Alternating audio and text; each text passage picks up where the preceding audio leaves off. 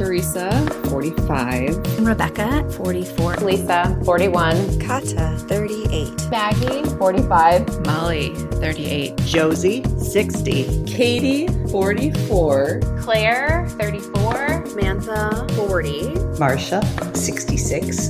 Welcome back to Interwoven Spring Summer Season of 2022, featuring conversations in celebration and support of middle life. This episode showcases a conversation between Interwoven's founders, Theresa Kopac and Rebecca Jankowski, and dr-arianna-sholes-douglas, an integrative healthcare practitioner and visionary in the field of women's health and a perimenopause-menopause expert. Remember to hit subscribe so you can keep coming back and to visit our website so that you can sign up for our newsletter as well as access more resources. Find us at interwoven.com. That's interwovxn.com.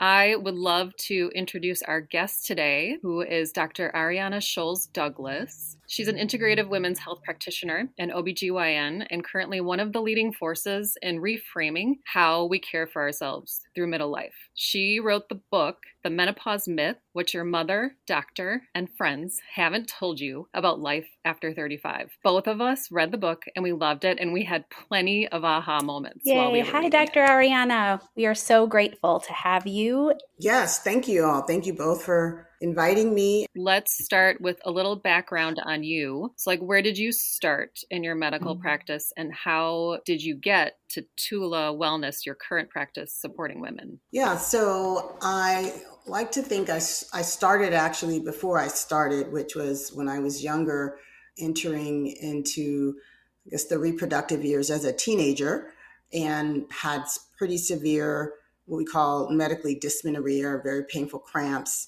that were incapacitating. And so, long story short, my mother took me to several different providers. And one of them I know was a pediatrician. The other one was at least a mental health person.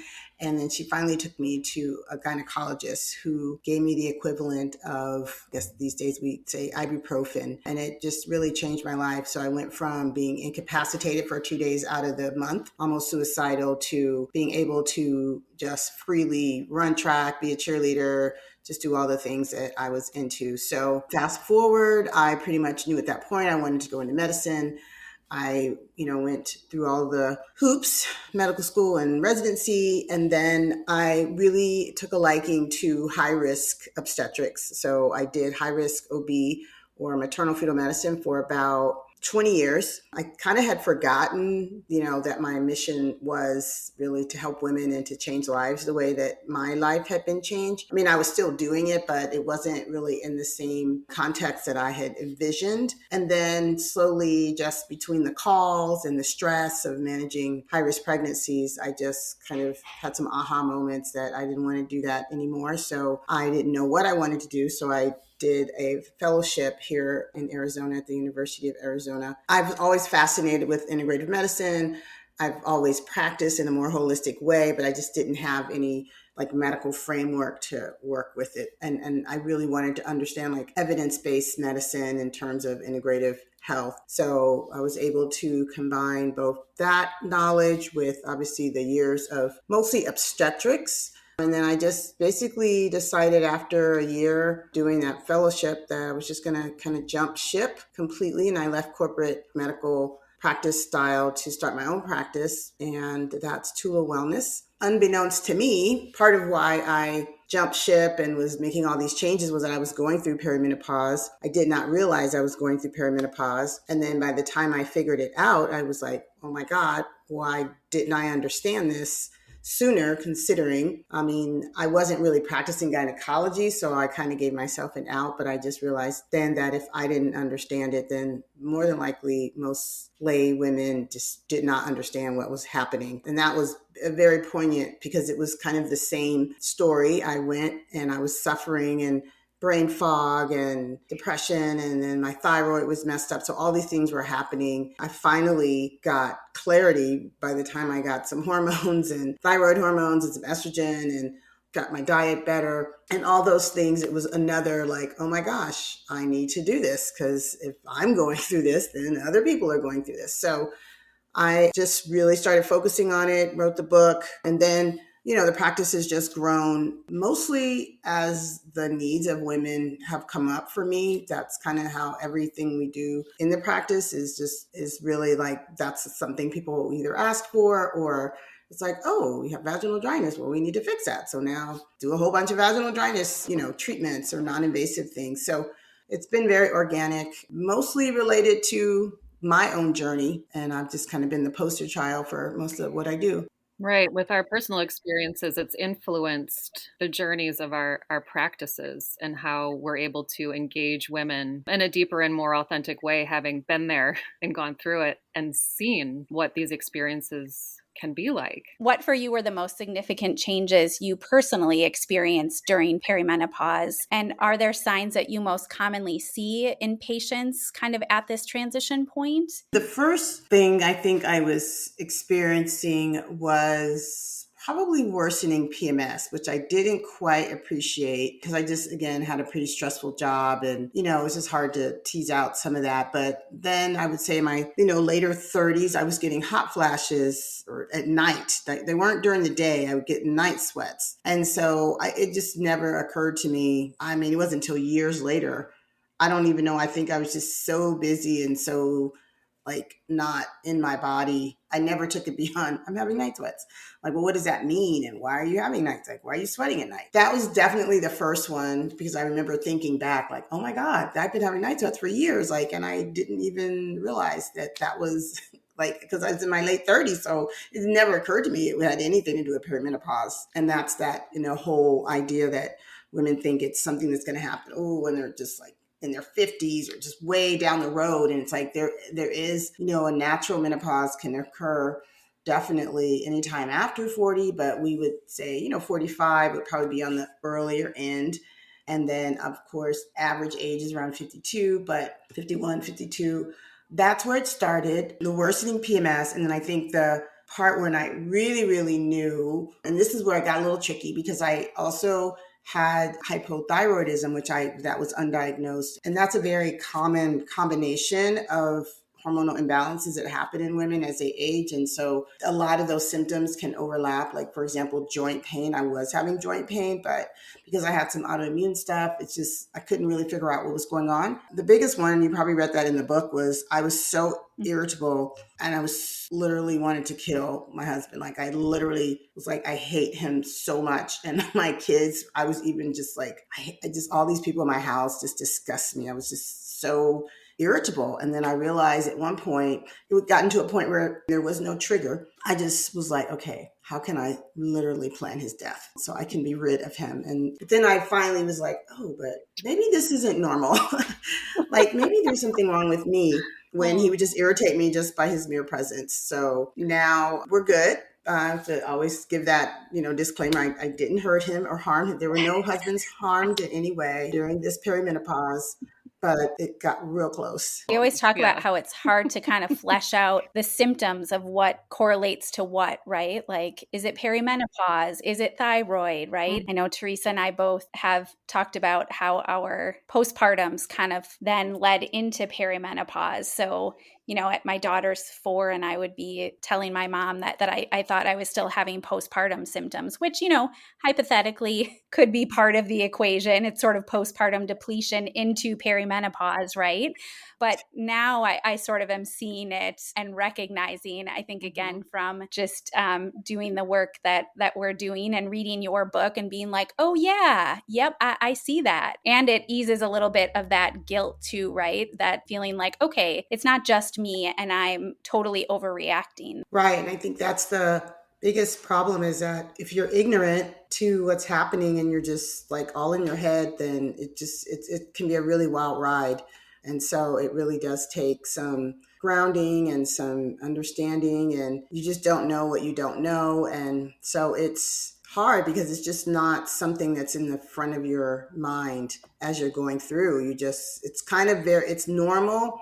There may be just exacerbations of, things that have always happened, but they're just so much more obvious to us. So it's been a journey. It's still going through it. I still have symptoms and things. And I'm just like, sometimes you just can't explain every single ache and pain and hot flash or going on with your hair or your body and how it just changes. And so that 40 to 50 period, I feel like is really a lot going on there. People just they're just not ready. It's like, oh, okay, here we go.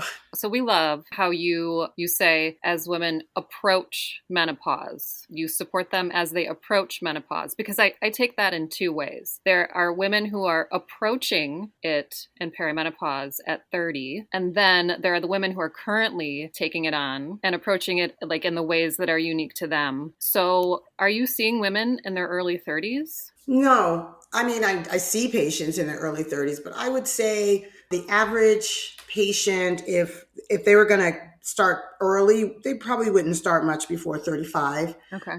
In terms of significant symptoms. But I would say more often than not, it's going to be like later 30s, 38, 39. That's when I think things can get a little bit more dicey. But prior to that, a lot of women, they're still contemplating childbirth. They may have not ever had children. So it can be a hard time as well because they may be, late 30s and still thinking they want to have children. And I'm like, I hate to break it to you, but this is not, you're not going in the right direction for those goals. And not that it can't happen, but obviously, it just, if you start to have those symptoms that early, then your odds of having natural conception become, slimmer, and we just got to do some other interventions. I just left the acupuncture. She was telling me how all these women she got pregnant, or at least at some point, who really use that as a tool. So I would say really getting your body on all levels in balance, because there's just so much shifting. I don't even pretend to understand all the shifts that are going on, but I know just from what I see that we have to include things like, acupuncture, your diet, which is huge, and just mindfulness and all the things that we're like, yeah, I know I got to do that, but we don't always take the time to do. These are habits that I have touted for years, but I can say, honestly, I wasn't really good about doing a lot of it because I was like, well, the rules don't, in my mind, I'm like, well, I don't need to do all that. Yeah. But, you need to do all of that. Yeah, right. Personally, if you had told me that I was experiencing perimenopause at 35, I may have been upset. I would have been upset. What? No, that's not even on my radar. And then I was pregnant at 37 and a mom at 38. So then several of these life phases were mixed together. But not only was perimenopause not on my radar, I carried no knowledge of it. And I pushed it to the far corners of quote unquote middle age, not understanding that I was already there. So then it became like this health ball of twine with postpartum and existing conditions, like you had talked about before, that I'm still teasing apart and lining up and creating an understanding and acceptance of. But that's why when we talk about this approach to menopause, to have this conversation be a comfortable space to go in for women that are also coming up on 35. So that the preparation is there, that there are books like yours for women to open up and say, okay, well, this is what's coming down the pike. And it's good to know this information so I can integrate it when my unique design demands it. Yeah. And I dare say that we need to even start earlier. I think understanding the whole spectrum of aging. I don't know if this is just unique to Americans. I know there are other cultures that have a better approach and a little more encompassing and honor that aging process more. For our culture, it's more of, once you're not having babies, then it's kind of like, well, you're on your own, like just kind of figure it out. So I think the whole narrative should really start when we're learning about sex education. And these are stages that we go through. Then there's puberty. And then there's, there's a time when you're more likely to have children. But then there's a time when that changes and then your body changes. But starting early with children so that, as they age, they don't have the same stigma around all of this, because a lot of the stigma is just ignorance. And, when things are like taboo and nobody's talking about it, then we can't really get better, grow, or do any better because we haven't taught anybody any better. I was on a panel. It's the Society for Women's Health Research. And, they do a lot of work. It's a nonprofit that does a lot of work around researching and educating around women's health issues in general and the disparities, especially that research lends to women. One of the questions or one of the things that we came up with was, as a roundtable, when should we start educating women around this topic? And so the consensus ended up being around 35. But again, I think it's not only educating women, but it's educating men and boys, girls earlier. So again, it's really not just a woman's problem, because this issue impacts even the bottom lines of companies, because as women reach their peak in careers, they also are going through this phase. And a lot of them are wondering, well, I'm having brain fog. I mean, I just saw a woman the other day. She's like runs a multi-million-dollar company, and she's got brain fog, and she doesn't understand. She's so used to being so on it. She's really having a hard time.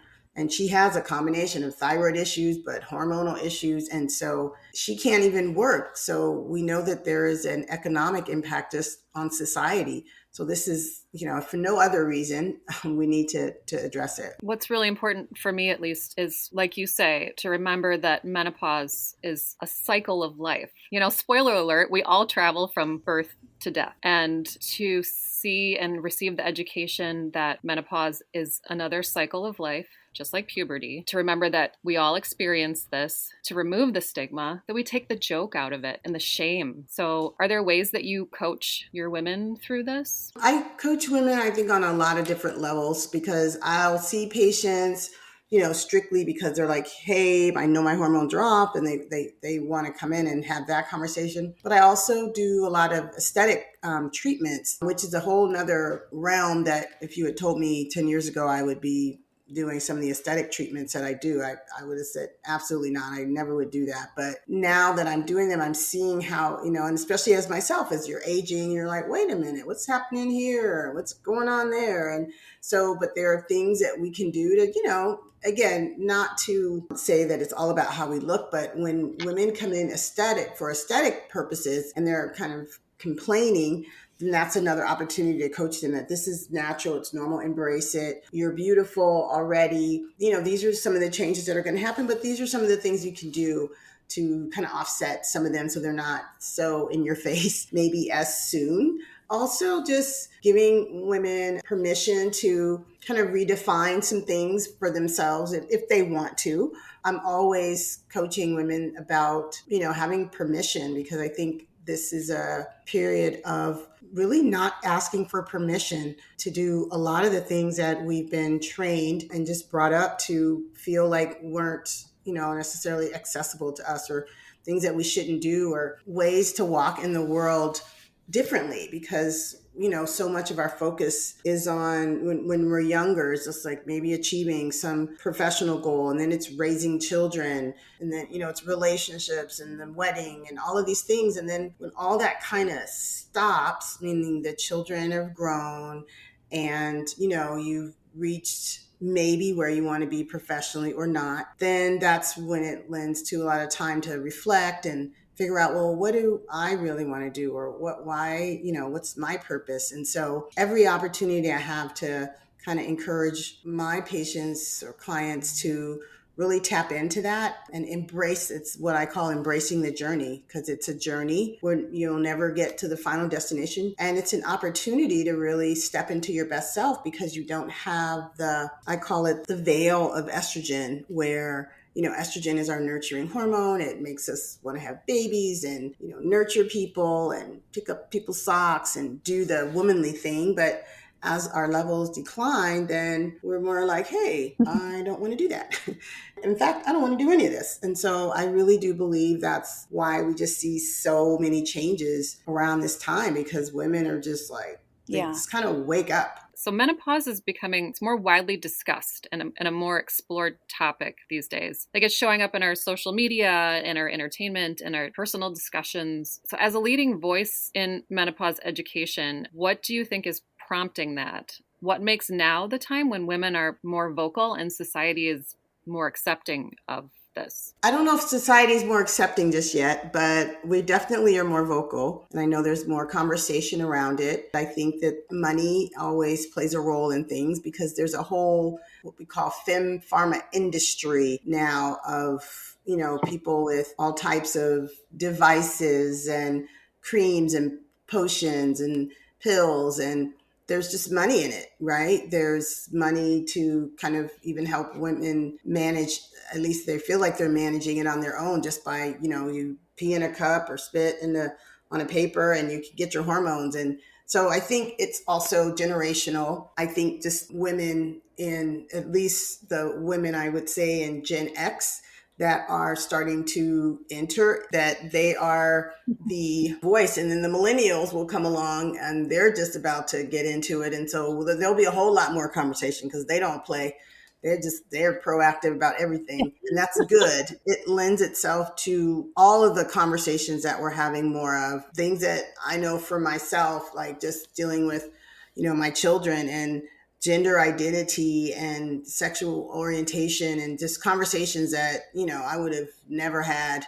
They just weren't conversations we were having 40 years ago. And now people can really openly talk about how they're feeling, whether it's, again, I just think there's an openness around all of this that is there. It's not unique to menopause. So that makes me wonder, do you see, I know in the book you talk about perhaps the lack of education for a lot of OBGYNs when it comes to care for women in this phase of life. Do you think that the medical community is catching up? How do you recommend that women start the conversation with their doctors? Unfortunately, I don't think the medical community is catching up as fast as the lay community. But the good news is that just like with politics, the constituents get to decide what direction things go in, generally speaking, right? You vote this person in and they have to listen.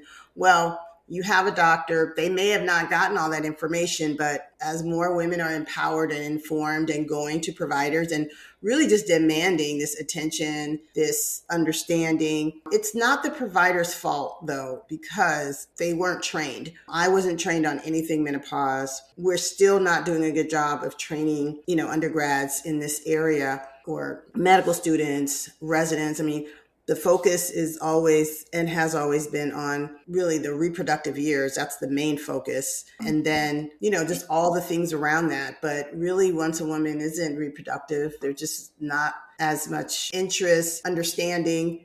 The pendulum is also changing in terms of our acceptance and understanding of hormone replacement because, there was a landmark study in 2002 and before that study, a lot of women were on hormone replacement. Everybody was generally okay. It wasn't a big to-do. But then for many reasons, the study was done. The data was kind of misinterpreted, for lack of a better word. And then everybody just kind of said, okay, estrogen is bad. It's the devil. And then all these women were taken off of their hormone replacement, kind of left to figure out, how to survive, frankly, and get through. And now the pendulum is coming back more and they're like, oh, estrogen isn't terrible. And actually for perimenopausal women, it's actually a good thing. And actually it can help your bones. And now as we're doing more research, and again, there wasn't a lot of research around women and there still isn't. It's still a lot of disparity there, but there's more now. And there's more female researchers. There's more people that have a vested interest in it because we're living longer. We have this vested interest in our quality of life. Think about it. If you're in your mid 40s and you're menopausal, you could easily spend, the better half of your life, second half post-menopausal. So if I make it to 90, which I'm planning to, then I'm going to spend half my life like post-menopausal. So I need to understand this, what aging means to me. We're just a different generation. We're more impacted and empowered to understand these things. I really am not, I talk a lot about hormones. I love hormones. I think they can literally, they certainly save the quality of my life. And I've seen them do that for a lot of people, but everybody doesn't need to be on hormones. But I start every patient regardless on, really looking at their gut and what they eat, because at the end of the day, I think that's as much a determinant of some things. But some people in general, they're just less inclined to, they don't really want to hear that they can't eat French fries and drink wine every night. It's like their comfort food or their comfort drink. And it's like, I get it, but we've been programmed and self-medicating with things. And a lot of things we self-medicate with are the things that actually are making things worse. So breaking people from that habit of reaching for inflammatory things or sugar to feel better while we're going up and down is hard because they need something. So I had one patient, she's like one of my favorite cases. She came in and she was just literally a hot mess. And she couldn't function. She was used to being very high functioning, and she was just really falling apart. And it was affecting her relationship, her marriage. Normally I have my thing. No, you're going to do the food elimination diet, and then we're going to talk about the hormones. Because I'm not just going to be like, here, take some estrogen. But she was one of two or three people that when I saw them the first day, I was like, I'm going to put you on estrogen right now. Because if I don't, I don't know where you're going to be next week. And I put her on estrogen and progesterone and all the things, got her thyroid better. And then she came back like a month later, like a completely different person, able to do all the things. And then she went on to then do the food elimination diet. She lost like 20 pounds.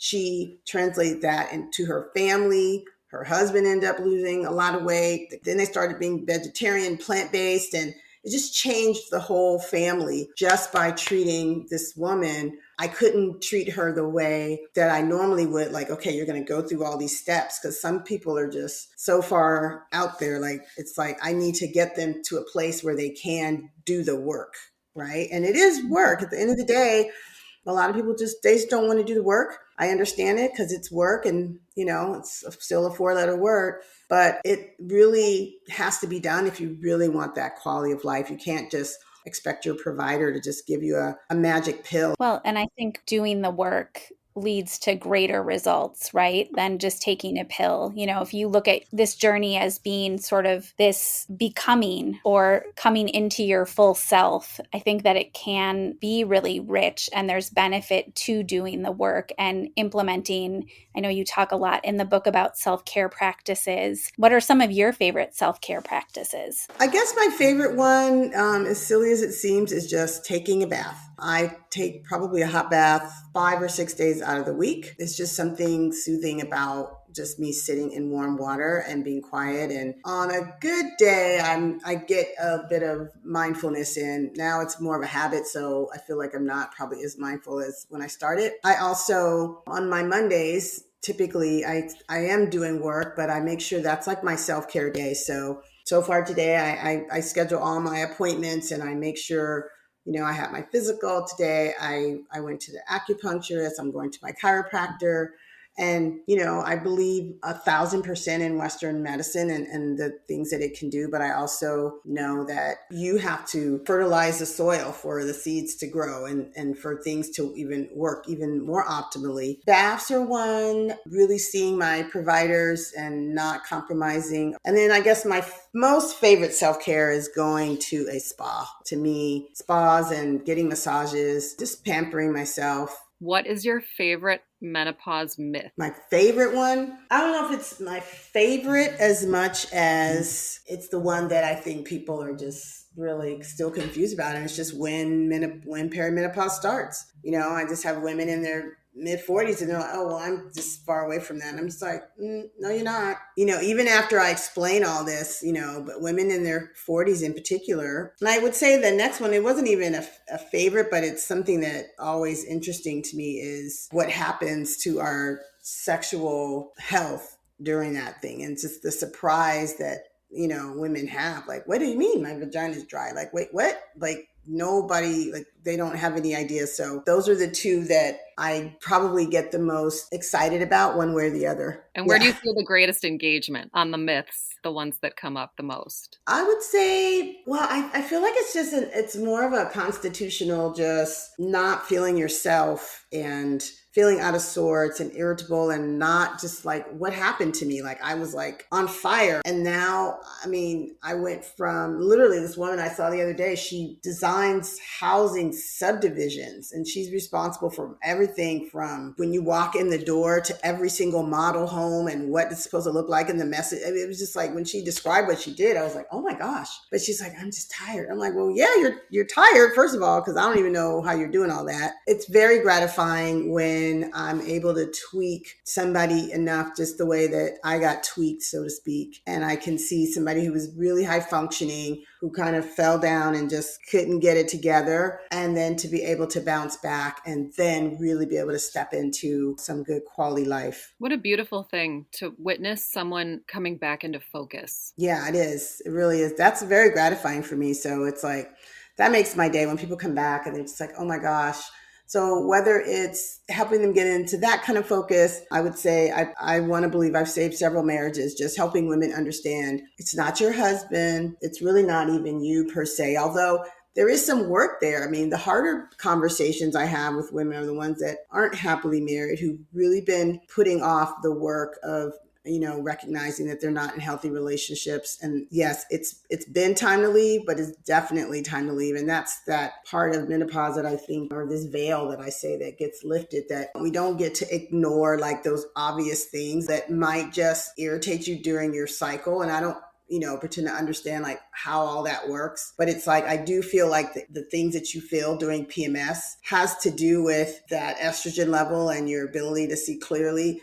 And sometimes you see things a little too clearly. I mean, that's why you might want to kill people. But still, there's just an awareness. But think of like kind of almost being in PMS all the time, like where you're always seeing things more clearly. Then you're like, you can't hide from it. Like, the other 23 days of the month, you have to really face it if you want to live any quality of life. As we bring this to a conclusion, I want to bring it back to you and ask you, as you've moved through middle life, what have you found that would serve you to let go of? And what have you found it would serve you to hold on to? Well, I think just really letting go of who I thought I was. I mean, there's that part of you that is you. And then there's the part of you that, other people have kind of imposed on you that you feel like you have to be. And so I feel like I am very much ready to let go of whatever impositions that other people have put on me for what I need to be doing and how I need to do it. And the thing that I need to hold on to is, I would say, I would love to more so recapture that spirit that I had when I was younger in terms of, changing the world and feeling like I made a difference. Sometimes, you just get very wrapped up into the day to day and don't necessarily feel like I'm moving the needle so much. I just want to continue to try to move the needle and, still be a voice around that. So I want to hold on to that passion in everything.